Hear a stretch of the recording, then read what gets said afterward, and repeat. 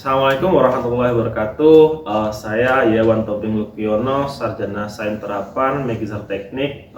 Saya merupakan salah satu dosen di program studi analis kesehatan Fakultas Kesehatan Universitas Nahdlatul Ulama Surabaya. Sebagai dosen, melaksanakan Tridharma Perguruan Tinggi merupakan kewajiban saya, diantaranya di bidang pengajaran, penelitian, dan pengabdian kepada masyarakat. Bidang pengajaran merupakan passion saya, dan saya memberikan bobot sebesar 60%, penelitian 20%, dan pengabdian kepada masyarakat sebesar 20%. Saya selalu berusaha menyelaraskan riset yang saya lakukan pada proses pembelajaran kelas dan mengaplikasikannya pada praktikum di laboratorium, sehingga akan dapat memberikan ilmu lebih kepada mahasiswa ajar, dan pengabdian masyarakat yang saya lakukan merupakan sebuah implementasi dari hasil riset yang telah dilakukan, sehingga dapat memberikan informasi lebih kepada masyarakat mengenai hal-hal yang berhubungan dengan parasit dan cara pencegahannya. Mata kuliah yang saya ampu salah satunya adalah Parasitologi 2 yang pada semester 3 dengan kode mata kuliah BAP 16116 dengan bobot SKS 3. Deskripsi mata kuliah Parasitologi 2 ini merupakan mata kuliah wajib untuk program studi D4 Analis Kesehatan Universitas Nahdlatul Ulama Surabaya, di mana fokus dari mata kuliah ini yaitu mempelajari jenis parasit yang dapat mengganggu manusia serta pemeriksaan-pemeriksaan untuk menegakkan penyakit yang disebabkan oleh penyakit tersebut. Manfaat mata kuliah Parasitologi 2 ini dimana bisa diambil dari mata kuliah parasitologi, mahasiswa mampu memahami dan menjelaskan mengenai jenis dari parasit dan dapat memberikan dampak yang merugikan bagi manusia, serta gejala-gejala serta analisa laboratorium penunjangnya untuk membantu menegakkan diagnosa suatu penyakit yang disebabkan oleh parasit. Capaian pembelajaran mata kuliah yaitu mahasiswa mampu menganalisis peran ilmu pemeriksaan sediaan parasit 2 dan memahami ruang lingkup pemeriksaan parasit di laboratorium, mampu menguasai konsep teoritis secara umum pemeriksaan sediaan parasitologi 2. Kemudian mahasiswa mampu menguasai ilmu pengetahuan dan teknologi dalam pemeriksaan sediaan parasitologi 2. Yang keempat adalah mahasiswa mampu menguasai konsep teoritis secara umum pemeriksaan sediaan parasit 2, mampu menerapkan ilmu pengetahuan dan teknologi dalam bidang keahlian yang dimiliki, merencanakan, mengelola, dan menerapkan pemikiran secara logis, kritis, sistematis, dan inovatif dalam konteks pengembangan atau implementasi ilmu pengetahuan dan teknologi, yang mana akan memperhatikan dan akan menerapkan pemeriksaan parasit yang sesuai dengan bidang keahliannya, kemudian menunjukkan sikap bertanggung jawab atas pekerjaan di bidang keahliannya secara mandiri. Hal ini tertuang di rencana pembelajaran semester atau RPS dan kontrak kuliah yang kami susun bersama dosen tim sebelum memulai sebuah perkuliahan. Strategi perkuliahan ini dilakukan dengan ceramah, diskusi, presentasi, praktikum, dan seminar hasil. Perkuliahan banyak dititikberatkan pada kemampuan penguasaan materi mahasiswa dalam bentuk studi kasus, di mana diskusi kelompok dan presentasi kelompok sesuai dengan tema yang telah diberikan dosen. Tema tersebut berhubungan dengan materi yang telah disajikan oleh dosen dalam bentuk ceramah kelas. Selanjutnya, perkuliahan difokuskan pada kemampuan mahasiswa dalam menerapkan pada ilmu parasitologi tersebut. Untuk jadwal perkuliahan, materi dapat dilihat dan didownload oleh mahasiswa melalui program yang sudah disediakan oleh Universitas Nahdlatul Ulama Surabaya dengan nama Esologan, dan kemudian bisa diupload juga di Google Classroom. Dengan begitu dapat memudahkan mahasiswa untuk belajar. Sedangkan untuk evaluasi mata kuliah dilakukan di kelas dan di laboratorium untuk mengetahui kemampuan mahasiswa dalam menyerap pembelajaran, khususnya dalam parasitologi 2 ini, di mana mahasiswa berikut kegiatan perkuliahannya yang dilakukan di kelas dan akan diteruskan praktikum di laboratorium. Nah, kalau kita berbicara parasonik, penyakitnya lain, culek penyakit lain. Ada yang pernah tahu filariasis? Filariasis kaki gajah? Jadi kaki gajah itu ditularkan dengan nyamuk namanya culek. Nyamuk culek itu ada di lingkungan. Jadi apakah culek bisa menularkan filariasis? Karena yang manusia dan kopi atau namanya mikrobialia. Jadi kalau kita mempelajari sebuah insek ini, kita harus mempelajari apa sih yang bisa disebabkan oleh penyakit itu, terus kemudian di mana tempatnya, terus bagaimana dia hidup seperti itu.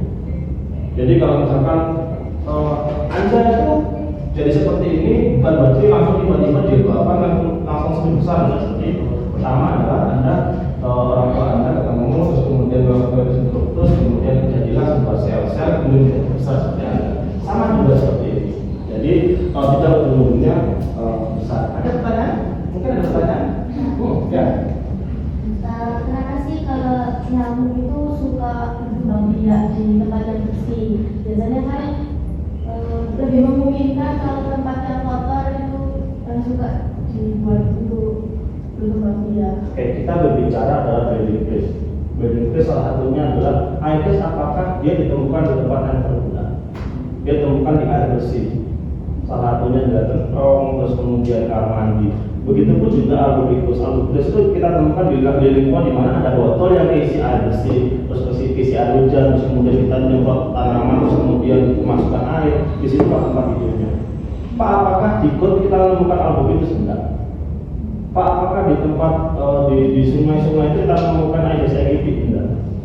Jadi kita berbicara breeding place, masing-masing vektor itu punya ciri khas. Kalau tulen, dia ada di got, karena breeding place-nya di got. Terus kemudian Mansoni kita ketemunya di laut atau di daerah perbatasan antara laut dan sungai. Jadi seperti itu, kita nggak akan menemukan Mansoni ketemu di kamar mandi, nggak mungkin. Jadi kalau untuk mempelajari sebuah insek ini, kita mempelajari breeding place-nya, tempat hidupnya. Kalau kita mau mencari Anopheles, maka kita di daerah persawahan. Kita akan ketemu Anopheles. Lupa, kalau di persawahan ditemukan Anopheles, apakah itu nanti akan menyebabkan malaria? Tidak. Kalau dia selama tidak membawa wabah di dalam tubuhnya, dia tidak akan menularkan namanya malaria. Seperti itu. Ada tanya lagi? Oke. Kan biasanya nyamuk itu kalau bertelur di bak mandi. Nah, bak mandinya itu kan biasanya kita buat kumur-kumur mandi. Itu apakah aman-aman saja? Jadi gini, Pak, apakah di bak mandi, jadi telur salah satunya telur Aedes ini dia menempel di dinding? Dia tidak mengambang di air. Dia menempel di dinding, bentuknya hitam, hitam merah. Pak, apakah ketika masuk dalam tubuh kita, apakah aman-aman aja? Apakah tidak berkembang biak? Ingat di dalam tubuh kita ada makrofag. Bakteri benda-benda asing akan mati kalau sudah berhubungan dengan makrofag. Makanya kita harus meningkatkan imunitas kita. Apapun yang masuk dalam tubuh kita, selama makrofag bekerja bagus, insya Allah baik. Ada lagi?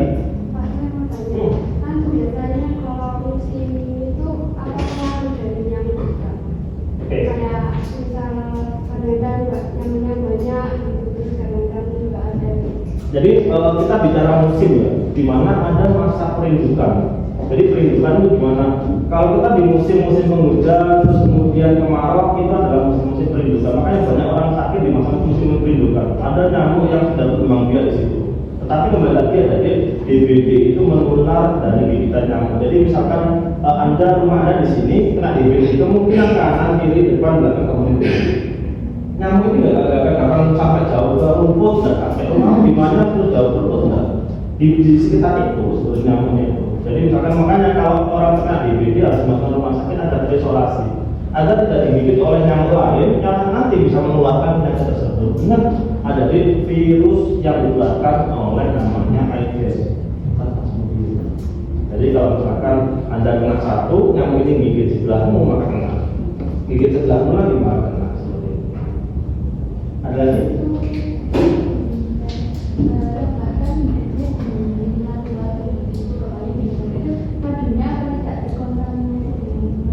Nah inilah kebesaran Allah bahwasanya di dalam tubuh lebah ini dia memiliki sistem filter. Jadi ketika dia memakan namanya nektarnya dari melati, maka madunya akan rasanya melati. Kalau dia makan dari eucalyptus, maka rasanya eucalyptus. Makanya di pasar-pasar kita menemukan madu randu, madu lengkeng, madu mangga. Karena apa? Memang dikondisikan. Dia memakan nektarnya mangga, maka rasanya mangga. Sebenarnya makanya kekalahan kelebihan dari lebah ini, makanya dia bisa memfilter dalam tubuhnya madunya itu seperti itu. Jadi kalau dia makan mangga, nggak mungkin dia makan klekeng, madunya rasa klekeng. Tapi Anda harus bisa membedakan madu hutan dengan madu liar dan madu apa peliharaan itu berbeda. Madu hutan itu dia ada di ketinggian paling tidak itu 25 meter sampai 50 meter. Itu besarnya apakah berbeda? Jadi karena ada Musca domestica, ada lalat sesek, ada Anopheles, ada malaria, ada nama Aedes aegypti, berbagai macam. Tetapi kembali lagi Allah sudah mengasihkan satu persatu penyakit di situ. Beda lagi dengan namanya lebah. Ada pertanyaan lagi? Kalau ada, ada pertanyaan? Oke, kalau ada pertanyaan mungkin nanti kita akan teruskan di laboratorium untuk identifikasi dari nyamuk ya. Jadi kita melakukan identifikasi larva, terus kemudian jenis-jenisnya dan sebagainya. Mungkin itu aja dari saya. Kurang lebihnya saya mohon maaf. Atau kalang. Assalamualaikum warahmatullahi wabarakatuh. Waalaikumsalam warahmatullahi wabarakatuh. 2, 3.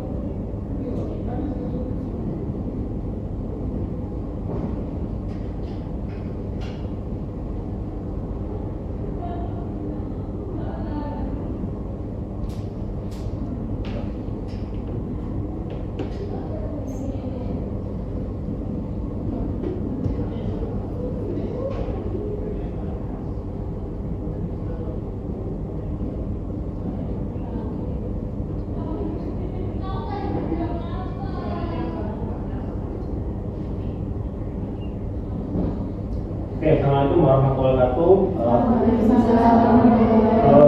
Pagi ini kita akan mengidentifikasi golongan insek. Tapi kita identifikasi adalah bagian dari larvanya. Ingat tadi sebelum jadi imago, maka dia ada telur, larva, pupa, kemudian jadi dewasa. Maka dia disebut dengan namanya metamorfosis sempurna karena melalui beberapa fase yang lengkap. Nah, di situ sudah disediakan beberapa preparat yang dimana preparat itu dari insek. Jadi nanti Anda bisa menyebutkan dia itu adalah golongan siapa? Anopheles kah, Aedes kah, Mansoni kah, atau Anopheles ataupun Pulex. Nah, di sini yang perlu Anda lakukan adalah Anda akan menyiapkan mikroskopnya. Berbeda, mikroskop di sini adalah mikroskop ketika Anda identifikasi secara direct atau secara langsung, Anda tidak diperkenankan menggunakan pembesaran 100 kali. Yang perlu diketahui adalah kalau 100 kali ini menggunakan oil imersi. Biasanya diketahui atau untuk identifikasi sebuah sel, bisa sel bakteri salah satunya adalah gram positif atau gram negatif, maka menggunakan pembesaran 100 kali. Tetapi kalau identifikasi preparat ini menggunakan cukup 10 kali. Ya. Nah, pertama kemudian ambil preparat yang sudah disediakan, sudah. Kemudian letakkan di meja mikroskop. Sudah. Kemudian kondisikan objektifnya di perbesaran 10 kali. 10 kali ciri khasnya adalah dia berwarna kuning. Sudah berwarna kuning? Sudah. Oke. Setelah berwarna kuning, itu adalah pembesaran 10 kali. Terus kemudian Anda harus memposisikan makro mikrometer Anda sesuai dengan gambar tampak jelas. Makrometer ada di kanan kiri bagian bawah. Kalau yang makro dan bagian besar adalah mikro bagian yang kecil. Kalau sudah ketemu target, kemudian Anda mau memvisualisasi lebih jelas lagi, maka menggunakan mikrometer. Sudah? Setelah ketemu dengan jelas, maka yang perlu Anda lakukan adalah identifikasi. Kenapa diidentifikasi? Dari gambar yang muncul di Microsoft tersebut, kalian akan tahu ciri khas dari insek. Dimana kalau kita berbicara Aedes sp, ada Aedes albopictus, ada Aedes aegypti. Ciri khasnya adalah dia berwarna belang-belang seperti zebra.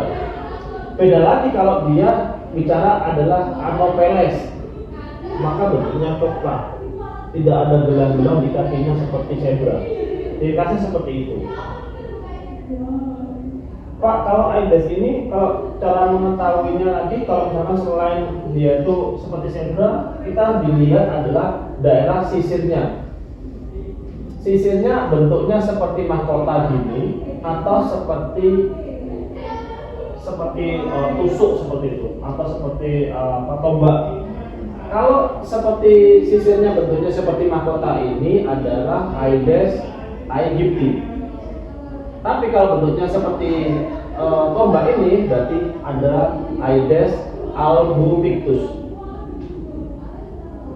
Seperti itu ya. Tapi kalian harus tahu bahwasanya Aedes sp ini, Aedes aegypti, Aedes albopictus ini kalau untuk membedakannya adalah kita ngambil sampelnya di mana. Lavanya kita ambil di mana? Kalau lavanya kita ambil di luar, di air bersih, maka ketemunya adalah Aedes albopictus. Tapi kalau kita ngambil di dalam rumah, terus di kamar mandi, terus kemudian di dalam chamber tandon dan sebagainya, kita ketemunya adalah Aedes aegypti. Seperti itu. Kenapa kita mengevaluasi gambar ataupun kita mengevaluasi preparat? Kita agar tahu bahwasanya ada morfologinya seperti apa, bentuk-bentuknya seperti apa. Bahwasanya masing-masing bentuk dari insek ini berbeda. Ya. Dengan berbeda ini kita akan tahu kepadatan nyamuk di daerah tempat. Misalkan Anda mau penelitian, Pak, saya mau menentukan kepadatan nyamuk di daerah saya, apakah nyamuknya apa aja, maka diambil sampel-sampelnya di situ.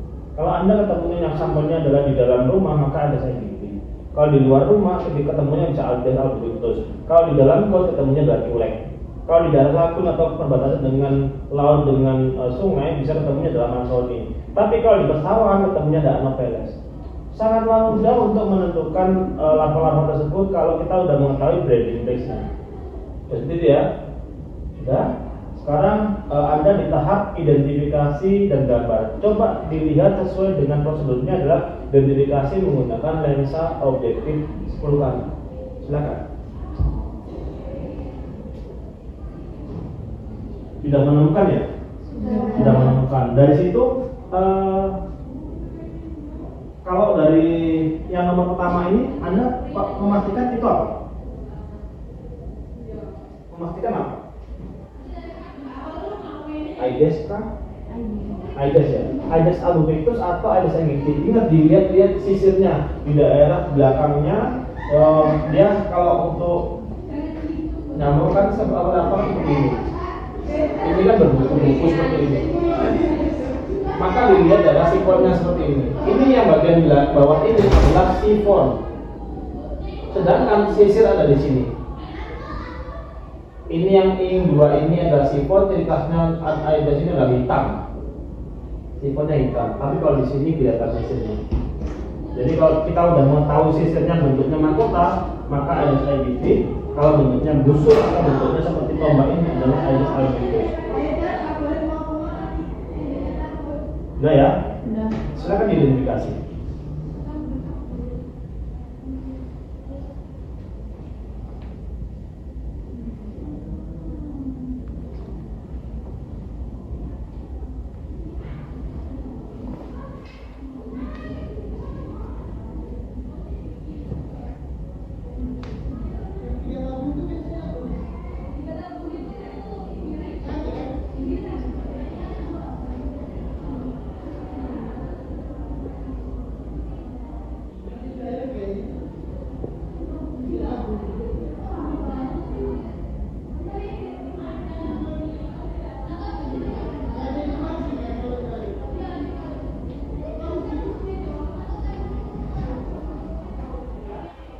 Yang kedua sudah ketemu? Sudah? Sudah ketemu? Yang belakang ketemu? Sudah ketemu ya? Sudah bisa diidentifikasi ya? Oke.